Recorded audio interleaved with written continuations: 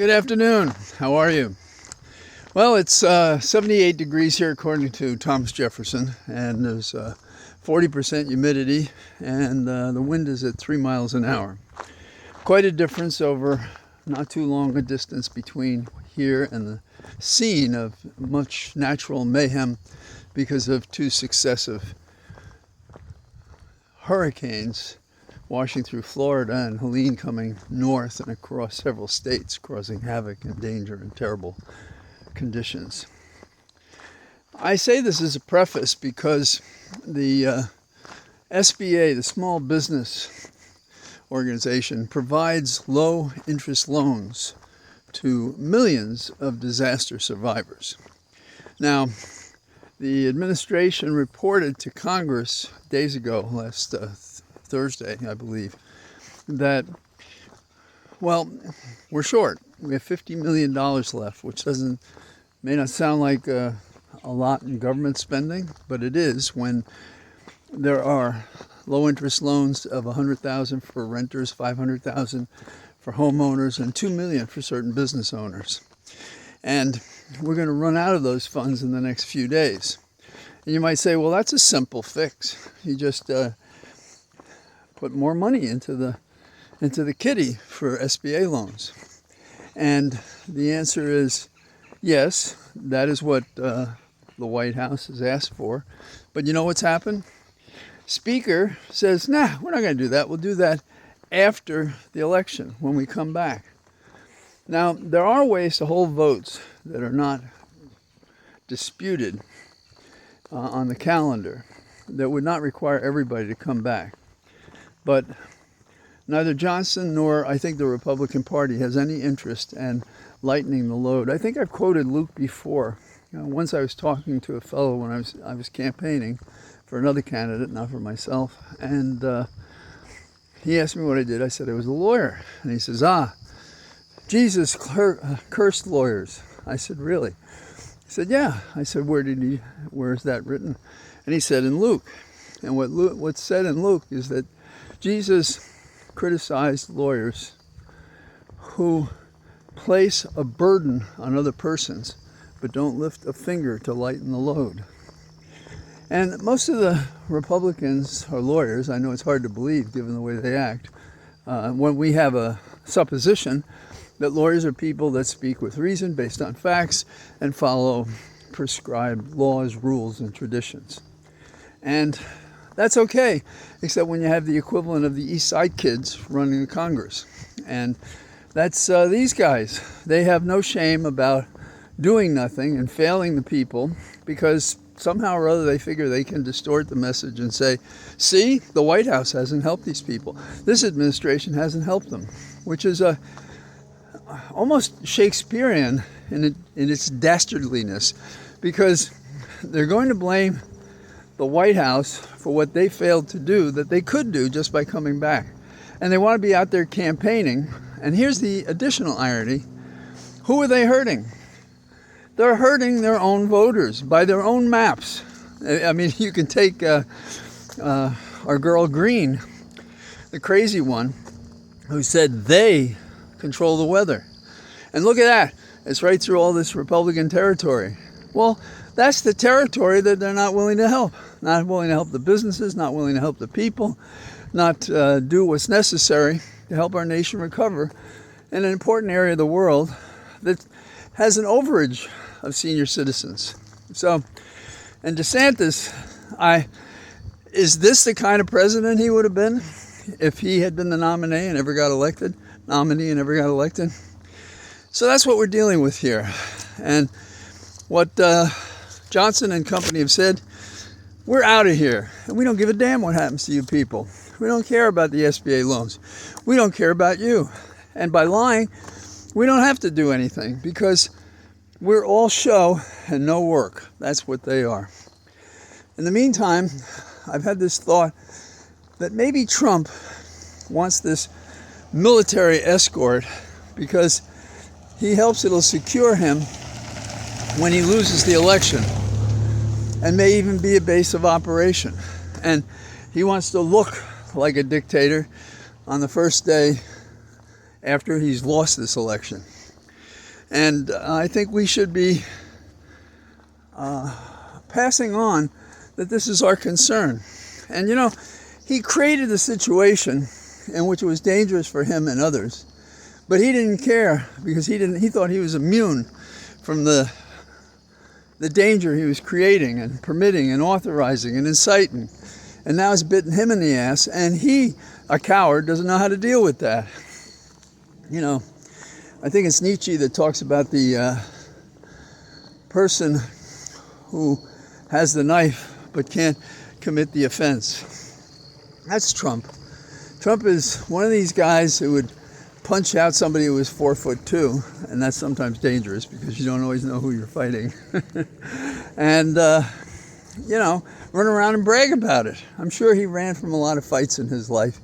And in this one, he's kind of trapped in his own belief system that, by the way, is played out in this movie. Roy Cohn is played by this actor named Strong. And it looks like it's a doozy, and it opened on Friday. I haven't seen it yet, but I will. I recommend it. I've seen some of the previews of it, and it's going to be terrific, I think. So think of Trump's finger on the button. How do we feel about that? What should we embrace? Should we embrace trusting him? I don't think so. And there is a proposition that was considered by the Nobel Prize just days ago, and it wraps around the declaration that nuclear weapons must never be used again. And the person who's organized survivors from the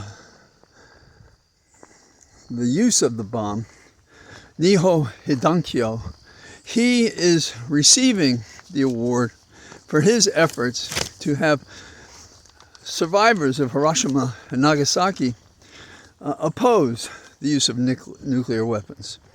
And for 80 years, they have participated in encouraging this view with some success, because they have not been used. So let's keep it at that place. There are 114,000 A-bomb survivors. That's saying something.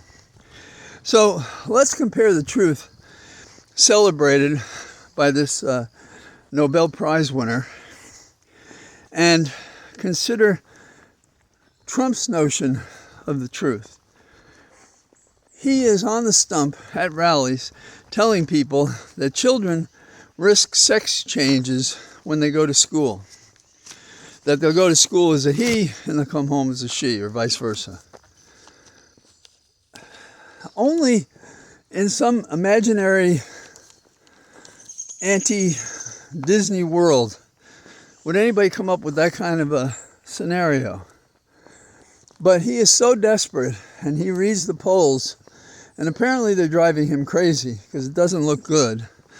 And I think he believes that he can't win, but he has to come close enough to make the lie that the election was stolen from him. And in the same breath, we're reading stories about Jill Stein, supposedly of the Green Party. It admits that she's a spoiler for Trump because she's opposed to Kamala Harris. How about that? So we have this imperfect system of elections, but we're on point before the election to know the disruption, the lies, the misleading statements that should counsel us to resist and recoil from the authors of this misleading information. Why don't we? Why don't our hosts on TV, radio, and multimedia, why aren't they saying what I'm saying? Is it corporate stomping them down? What is this? And you know, I look at other things like choose an issue. For example, TikTok. Is TikTok really about our children, or is it about our leaders controlling a line of communication with the public? And because they can't and they don't, they make up this concern about children, whom they don't care if they're shot to death, they don't care if they're fed, they don't care if they're housed, they don't care if they get an education. Oh, but they care about them looking at TikTok online. Really?